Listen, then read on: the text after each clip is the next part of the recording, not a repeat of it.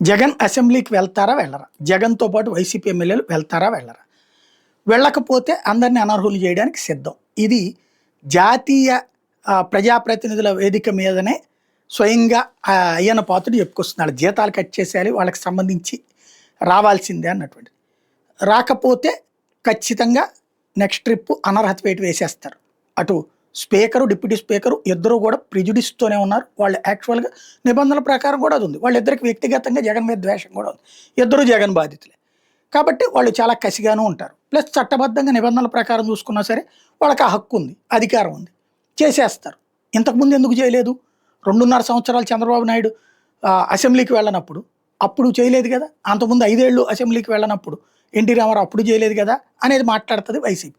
కానీ అప్పుడు ప్రభుత్వం మీరు అధికారంలో ఉండి మీరు చేయలేకపోయారు. అప్పుడు కాంగ్రెస్ కానీ, మొన్నటిసారి వైసీపీ కానీ. మీకు అట్లాంటి ఆలోచన లేదు. వాళ్ళకుంది. వాళ్ళు ఏందనుకుంటున్నారు? పులివెందులతో పాటుగా 11 చోట్ల కూడా మళ్ళీ ప్రత్యక్ష ఎన్నికలు జరగాలని ప్రభుత్వం కోరుకుంటుంది. దానికి అనుగుణంగా వ్యవహరిస్తున్నారు. ఇక తేల్చుకోవాల్సింది జగనే.